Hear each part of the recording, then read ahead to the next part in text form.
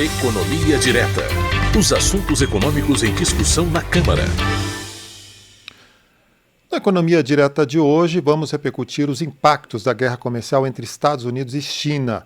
Desde o dia 2 de abril, quando o presidente dos Estados Unidos, Donald Trump, anunciou uma política de tarifas recíprocas para proteger a indústria americana e equilibrar o déficit comercial dos Estados Unidos, uma queda de braço entre as duas potências tem provocado uma grande instabilidade no mundo. Na verdade, deu um nó no comércio internacional. Os mercados financeiros da Ásia amanheceram hoje em calmaria relativa, depois que Trump suspendeu as tarifas sobre produtos de tecnologia. Quem vai nos ajudar a entender todo esse contexto é a economista Daniela Fredo, professora da UNB. Bom dia, professora, tudo bem? Bom dia, Mauro. Obrigada pelo convite. Nós é que agradecemos, é um grande prazer recebê-la aqui. Professora Daniela, quais podem ser as consequências dessa guerra comercial para os Estados Unidos? Ela pode reindustrializar o país, como quer o presidente Donald Trump, ou vai provocar recessão e desemprego? Bom, esse é um debate bem interessante, porque essa resposta ela vai ser dada no longo prazo. No curto prazo, caso o presidente Trump siga com as políticas que ele vem dizendo que vai implementar, ele, como a gente viu, ele vai causar uma grande turbulência no mercado financeiro. E existe um tempo, por mais que ele seja bem sucedido naquilo que ele pretende, que seja reindustrializar os Estados Unidos, trazer as plantas produtivas da Ásia de volta para os Estados Unidos, isso leva um tempo. Então, não é uma questão de ano que vem os iPhones vão poder ser produzidos em solo norte-americano. Isso daí vai levar alguns anos até uma readaptação, que teria um custo muito elevado. Então, se hoje um iPhone custa $1.000 nos Estados Unidos, se passasse a ser produzido lá, como a mão de obra norte-americana é mais alta, um custo mais elevado, e tudo que é produzido dentro dos Estados Unidos, por isso também é mais caro, ficaria muito mais caro o que se produziria. É por isso até que tem essa divisão internacional do trabalho, para que caiam os preços dos produtos, para que eles se tornem mais competitivos. Então, pensando para os Estados Unidos, no primeiro momento seria uma grande crise, né, como está sendo anunciada, e não se sabe se essa política de reindustrialização teria sucesso, porque também as fábricas poderiam passar a produzir em outros lugares onde não tem restrição. Certo. Agora, professora, em relação a essa questão, ainda em relação aos Estados Unidos, toda essa movimentação do presidente Trump de aumenta a tarifa, diminui, aumenta, ela não causa uma instabilidade no mercado que afasta o investidor de qualquer maneira? Quer dizer, ele que pretende reindustrializar o país, não vai no sentido contrário toda essa movimentação, que o mercado gosta o capital gosta de tranquilidade, regras claras, e é o que não está tendo exatamente lá. Sim, a política do Donald Trump parece ser uma política de constante tensão, né? Ele imprime dentro da economia, não da economia norte-americana, mas dentro da economia mundial, uma tensão que nunca parece se distensionar, fica sempre ali, o que vai acontecer amanhã, o que vai acontecer depois de amanhã, como que o mercado vai reagir, como que o presidente vai reagir, e com certeza isso causa uma instabilidade econômica e política, né, e não é bom para os negócios. Os próprios apoiadores do Trump, que foram as empresas de tecnologias, elas que estiveram com ele, inclusive no dia da posse, tem uma foto, né, dele com os presidentes com o CEO das Big Techs. Simbólica, né? Muito simbólica aquela foto. Eles próprios passaram a questionar as medidas de Trump, porque seria o próprio negócio deles que seriam afetado caso essa implementação de tarifas siga adiante. O que me parece, né, assim, é uma análise pessoal, mas assim, o que me parece que a questão, né, o que se evidencia a cada dia, é que a questão é com a China. porque ele anuncia e retira a implementação de tarifa com o resto do mundo, mantendo 10%, mas retira, prolonga para daqui 90 dias, mas mantém com a China. Então, parece que o que está na mira, na verdade, do presidente Trump é a China, porque ela se coloca como um possível rival nessa divisão internacional do trabalho, na produção e etc., em relação aos Estados Unidos. E em relação a isso, eu não acredito que ele vá recuar. E é para lá, para a China, que foram as plantas de indústrias que ele quer retornar para os Estados Unidos. Que ele quer retornar para os Estados Unidos. Mas isso, às vezes, até parece ser uma desculpa também. Eu acho que a questão é o poder hegemônico que a China tem hoje no mundo. Então, ela tem uma pauta comercial, tanto de importação quanto exportação, extremamente diversificada. Ela importa e exporta do mundo inteiro. Apesar dos Estados Unidos ser um parceiro comercial importante da China, ela tem uma capilaridade muito grande e ela própria teria meios de mudar suas plantas produtivas para países que não sejam afetados pelas políticas dos Estados Unidos e continuar fazendo esse comércio nesse jogo internacional. É muito difícil no século XXI você fazer uma política protecionista. Ou você faz o que ele mesmo disse, coloca tarifas em relação ao mundo inteiro, ou o capital vai encontrar brechas para burlar esse tipo de retaliação. Entendi. Agora, professora Daniela Fureda, e em relação ao resto do mundo, quais são as consequências para o mundo em geral dessa política? É uma instabilidade muito grande. Os Estados Unidos ele tem um peso, seja econômico, seja na geopolítica, como parceiro do mundo todo. Ele tem os seus inimigos, ele tem os seus parceiros, ele tem uma dinâmica própria que ele se coloca, né, em relação ao mundo. Quando ele adota essa política, não só do ponto de vista do comércio, do ponto de vista das questões tarifárias, ele instabiliza o papel político dos Estados Unidos dentro dessa geopolítica. Então, o que se espera se essa política externa do presidente Trump continuar é que haja uma renegociação, uma readequação das amizades, das parcerias internacionais, dos acordos e da forma como se organiza. Por exemplo, algo muito interessante foi assim que ele anunciou as tarifas, teve um encontro entre Japão, Coreia do Sul e China, reabilitando o diálogo multilateral dentro da Ásia, que estava parado já havia alguns anos. Então, o BRICS, por exemplo, o BRICS pode ganhar força. Então, todos os blocos econômicos e políticos que de alguma forma isolem, né, a política norte-americana, minimize os impactos que isso pode ter para o resto do mundo, vão ser fortalecidos. Certo. Agora, o que a gente está vendo é que, de certa forma, o presidente Trump está implodindo todo um soft power que foi construído durante décadas dos Estados Unidos, um multilateralismo, participação dos outros países, e essa guerra comercial pode acabar mostrando, porque a senhora falou dos inimigos e dos parceiros, mas essa política se volta contra os parceiros também. Os Sim. principais parceiros, México e Canadá, né, que tem um acordo comercial, são os mais afetados. Quer dizer, isso acaba mostrando que os Estados Unidos não são um parceiro confiável e acaba indo nesse movimento dos países se reorganizarem e dependerem menos dos Estados Unidos. Sim, exatamente. A questão entre o México e o Canadá, o México ele voltou toda a sua economia para a construção de fábricas para a indústria norte-americana. Então, toda a economia mexicana hoje ela é fundamentada nas maquilas, ela tenha assim a sua planta produtiva voltada para a criação de produtos para os Estados Unidos. As empresas norte-americanas foram para lá produzir para mão de obra barata.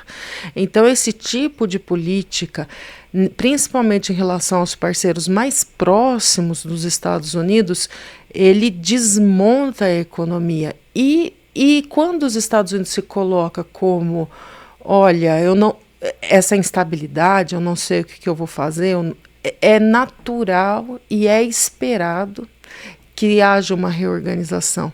E os Estados Unidos, no fundo, eles estão se isolando. O presidente Trump vê os Estados Unidos como um país extremamente poderoso, mas grande parte do poder, como o senhor disse, Mauro, do soft power e do big power também, mas do poder norte-americano, está nessas relações que ele detém com os outros países. Com certeza, ele diminui o poder se ele deixar. Por exemplo, se você tem déficit com um país, você tem déficit comercial com um determinado país, significa que aquela economia ela é dependente de exportar para os Estados Unidos para que ela funcione. Ou seja, isso é um poder que os Estados Unidos têm sobre o país, inclusive quando ele tem déficit. Enfim, mas é isso, ele está desmontando todo esse arcabouço de poder que foi criado ao longo dos últimos, principalmente das últimas décadas, da década de 70 para cá, mas de todos os últimos anos de edificação desse multilateralismo. Agora, a professora Daniela Freda, ele está desmontando essa ordem. Como é que seria uma nova ordem? Eu já li um artigo interessante dizendo que a nova ordem mundial é Donald Trump, Xi Jinping e o presidente russo, Vladimir Putin. Quer dizer, ou seja, uma nova ordem onde a força bruta, o poder prevalece, não tem multilateralismo, não tem nada. Como seria essa nova ordem? O que a gente vislumbra no horizonte? Olha, a gente vislumbra esse isolacionismo do Trump pode ser muito difícil para ele, porque sim, a China ela pode emergir como uma força para a China no longo prazo. Essa política do Donald Trump de se isolar do mundo pode ser algo positivo. Então, porque o que vai acontecer? A China ela pode ocupar, ela é uma economia que tem o poder de ocupar o espaço deixado, não existe vácuo de poder, né? Nem vácuo econômico. Ela tem, e ela planeja, sabe o que a economia chinesa, ela sabe o que ela quer daqui 20 anos, daqui 40 anos, para onde que ela está caminhando na transição climática, transição tecnológica, nas formas produtivas. Então, é uma economia extremamente planejada. O que eu vejo, caso se concretize essas políticas que o presidente Trump está anunciando, é uma emergência e uma ocupação dos espaços pela economia chinesa, pela produção chinesa, maior do que a gente já tem. Porque é a economia que tem essa capacidade, é quem tem essa capacidade hoje de suprir esse gap. Então, é isso, eu vejo essa ascensão chinesa. Agora, se isso vai acontecer, a gente está vendo também que isso não vai acontecer de uma forma pacífica. Né? Isso não está acontecendo de uma forma pacífica. Então, por agora, a gente está vendo retaliações econômicas, guerra comercial, problemas econômicos, e não sei se isso pode levar a outros tipos de conflito. Por enquanto, parece conflito que não. Militar, por exemplo. Sim. Certo. Agora, professora Daniela Freda, a gente já falou das consequências para os Estados Unidos, das consequências para o mundo.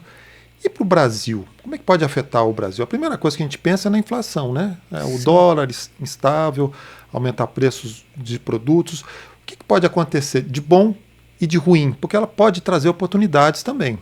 Sim. Né? Mas pode prejudicar muito a economia. Ontem, né, teve a questão da manifestação dos produtores de soja dos Estados Unidos. que eles produzem soja e exportam para a China. O fato é que ontem teve a retirada da tarifa para eletrônicos, semicondutores, para as empresas de tecnologia, que é inclusive daquela foto que a gente falou antes, que seriam os mais prejudicados. Então teve pressão. Agora está tendo pressão em relação aos produtos agrícolas. O fato é que existem algumas camadas, né, algumas produções que o Brasil tem força para suprir a China. Então isso vem...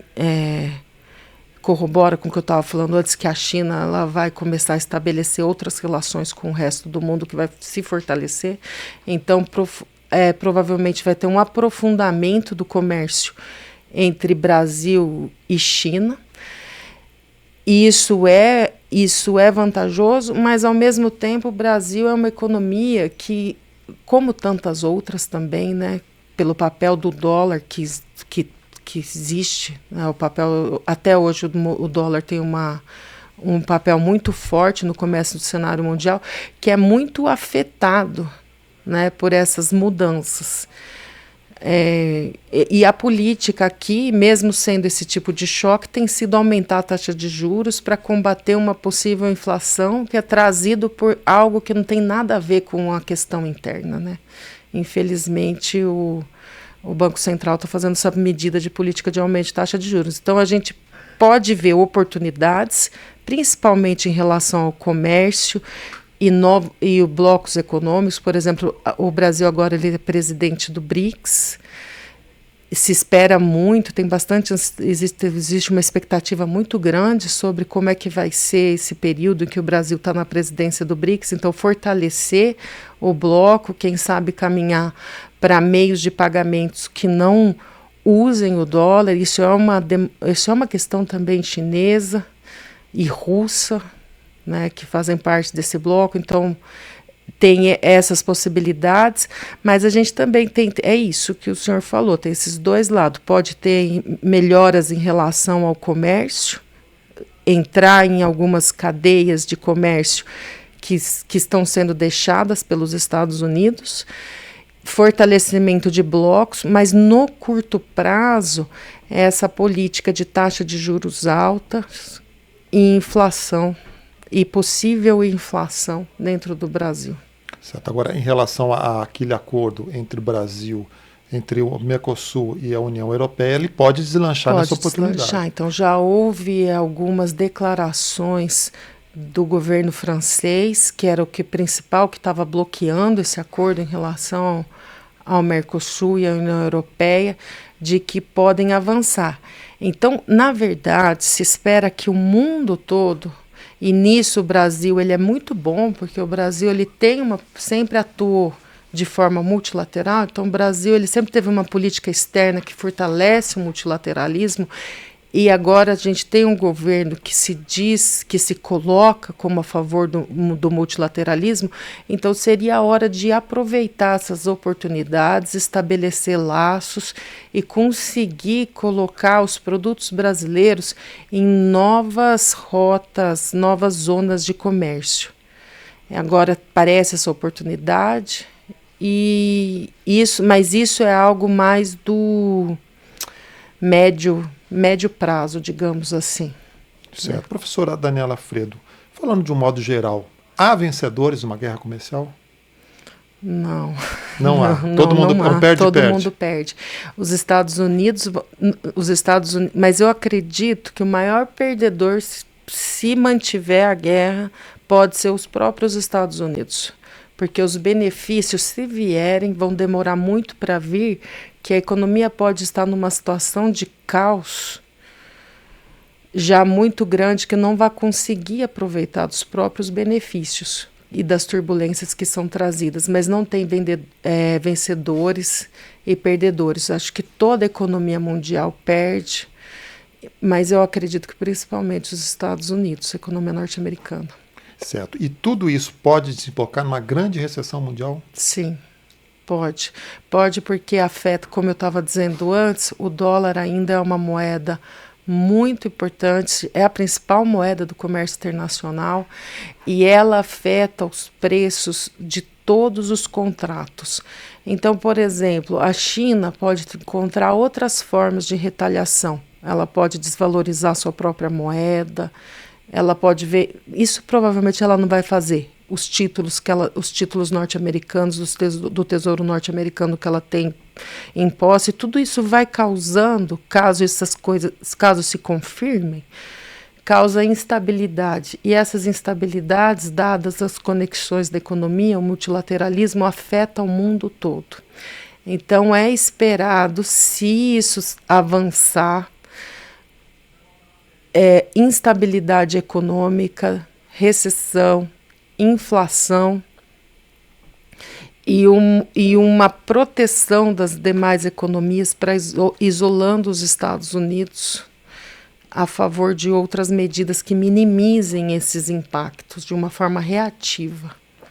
Esse seria seria o pior cenário, digamos assim. Certo. Agora, essa questão dessas políticas protecionistas, na verdade, elas foram iniciadas pelo próprio presidente Trump no mandato dele passado. Isso. E agora ele voltou com toda a força. Na verdade, quando os Estados Unidos apela para o protecionismo, quer dizer, um país que sempre defendeu o livre comércio, pressionou os outros países para abrirem os seus comércios, o Brasil e outros, agora ele recua. Isso quer dizer que ele está perdendo o jogo para a China? É um sinal de que ele está... É um sinal... Então, a questão é realmente com a China, porque começam as políticas protecionistas durante o mandato do presidente Trump, elas não são reduzidas e avançam, inclusive durante o governo Biden, só que de uma forma muito mais polida.